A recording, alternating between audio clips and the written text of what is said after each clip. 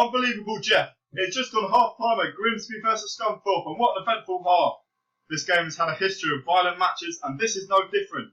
Around the 15th minute, Charles Vernon had to be taken off from a fractured ankle from a horror challenge from Jay Roll. And it doesn't look like he was going for the ball. It was a straight red card, no surprise there. It seems the players have shown a lot of aggression. However, we actually have a football psychologist, Josh Ruffling, here to explain the feelings of the players during these types of games and how it can affect them. So Josh, are these players showing aggression or is it anger? As people can get confused over what aggression really means. Well, Gary, there has been many definitions for aggression, and one of them comes from Bull in 1990. He stated that any behaviour that is intended to harm another individual by physical or verbal means.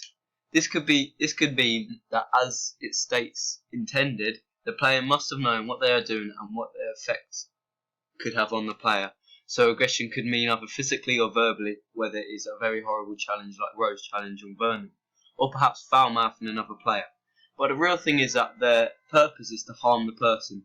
So if a player went to tackle a player but intends to get the ball, however injures the player, it may be a foul, but it wouldn't be classed as aggression. Gary, there was also Gill's criteria, which included 4 aspects of aggression in 1986. Gill believed that for someone to do something aggressive, it would need to include 4 aspects such as intention, causing harm, physical or verbal, and it was directed at a living person. This is interesting as some incidents may happen with only a couple of these aspects, such as a physical behaviour and causes harm, and it would not be classed as aggressive as there is no intent.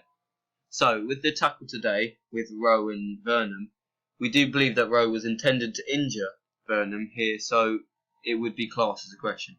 Gill's belief on the physical harm or verbal harm has its criticisms, as some people believe aggression is many different actions that can be taken, such as psychologically. Another criteria was where it had to harm a living human. This is where the action that had been taken has to be targeted at someone who can be harmed, as aggression is aimed to cause harm. As I've already said, the 4th criteria is that it has to be intentional in order to be aggressive. You could say another example of someone being aggressive: Roy Keane's tackle on Hallen, where he purposely kicked him and injured Hallen for the rest of the season. Keane got a red card, and his tackle ticked every box of Gill's criteria.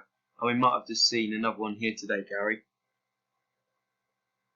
Right, I see. Now, as we know, the red card was in fact aggression. Is that it? Or is there more about aggression than we thought? Well, actually, yes, Gary. There are mainly 2 types of aggression: hostile aggression and instrumental aggression, by Silver in 1983. Hostile aggression is where someone causes harm to someone purposely, and their main priority is to cause harm and pain to that individual. You could say that, for example, the Eric Cantona incident was hostile aggression, where a fan was mocking Eric Cantona and Eric reacted by kicking the fan with his boot, where he wanted to cause pain to that fan. That would be an example of hostile aggression. This would be against the rules of the game, so the player would be sanctioned for it. There are ways hostile aggression can be carried out, and one way is a reaction or an instinct. If perhaps a footballer pushes you on the pitch, you may react and fight back, or perhaps it builds up throughout the match to a point where you just get it all out and you perhaps start a fight yourself. Hostile players can have negative impact on the team, as they may have the characteristics of an aggressive person and could perhaps get in trouble, or where they may even start on their own teammates. However, instrumental aggression is where the person is still trying to cause harm to an individual, however it is not their primary goal. They would do this to perhaps achieve goals, such as having to foul a player when they are through on goal to prevent them from scoring. So they will still have the intention to harm them, however their main target is to achieve something from it. This would still be against the rules in the game. This type of aggression may not be from anger. It could be simply a sacrifice made in order to create success. There is seen to be a difference in personalities between hostile and instrumental aggression, as hostile may be for the more restless, angry people, whereas instrumental may be perhaps success-driven, tactical, where they would do anything to win. And is there anything related to aggression that stays in the rules of the game? Yes, in some sports, such as boxing, where it is called sanctioned aggression. I'll get onto that in a minute. However, there is assertion known as channeled aggression. This is certainly not aggression, as it is no intent to harm, however it may still cause harm. In 1994, Bredemir said that assertive behaviour can improve in performance and is where a player will play within the rules of the sport at a very high intensity, but will have no intention to harm an opponent. The definition shows that there is no intention meaning, and it cannot be aggression as there is high, and that is at a high intensity. Therefore, there still may be harm involved. For example, a player could make a slide tackle where they run it and slide at a top speed and get the ball first. However, the other player has still got injured from that tackle. Reasons of assertive behaviour may be to show their dominance on the pitch, or perhaps to show off. Perhaps a player like Virgil van Dijk is an assertive player. He is a dominant defender and he makes many assertive tackles in the game. This could be due to his confidence, as he is strong and tall. To be assertive, you need self-control, and as that focus is not to harm but to help your team in your sport. As I said, for sanctioned aggression, it is aggression which is in the rules of the game. There are not many sports that have sanctioned aggression, but they are mainly fighting sports such as rugby, wrestling or MMA. So the nature of the sport can decide what type of aggression someone has, as hostile aggression and instrumental aggression would not be in the rules. Wiggins James said in 2006 that it's important to recognise the acts of aggression may be dependent on the nature of the sport. Boxing uses sanctioned aggression as the aim of the game is to hurt the opponent so much that the fighter can no longer fight. So it will tickle Guild's boxes of aggression, however it is still in the rules of the game. So it's classed as sanctioned aggression. Sports can really have an effect on how aggressive people can be. For example, a golfer may be a lot more calm and relaxed as a person because their job is to be very calm and concentrated and to have self-control. However, in environments of perhaps hockey, there is violence everywhere, so that can encourage the other players to be violent as well. So what I'm trying to say is the nature of the sport can influence someone's aggression, whether is there a lot of aggression or not, none at all. And how can coaches affect players' aggression? Well, coaches can have a huge impact on a player's aggression by perhaps the way they speak to him or the physical changes they make. For example, coaches may try to hype up players. This is to get them pumped for the match. The target of the coaches would be assertive behaviour, however some players receive that hyping up as a chance to be hostile. I wouldn't be surprised right now if the manager is influencing instrumental aggression, as the target is to win and that's all the coach really cares about. And instrumental aggression may increase tension and lead to hostile aggression. Gary Neville once said that Sir Alex Ferguson told him to surround Lionel Messi and take him out when he had the ball, which is instrumental aggression. So yeah, coaches in some way encourage hostile aggression for their players as they want to win the game, and influencing them can be a tactic. Do you think there is a contrast in experienced players' behaviour in comparison to non-experienced players' behaviour? Of course, players are learning throughout their careers until their final game. Take Dele Alli for example. His first season in the top flight, he was seen to be quite an aggressive player, pushing people and arguing, as he probably learned off other footballers. However, when he got more experience, he started to learn more discipline and self-control, where he learned that aggression wasn't the right answer. And this happened to many players where they perhaps want to make a tough first impression but end up realising that there's no need for it and they learn to mature. As we've seen today, Josh, the challenge on Vernon from Rowe was brutal. Do you think there are reasons behind these types of incidents? What would be the cause of this?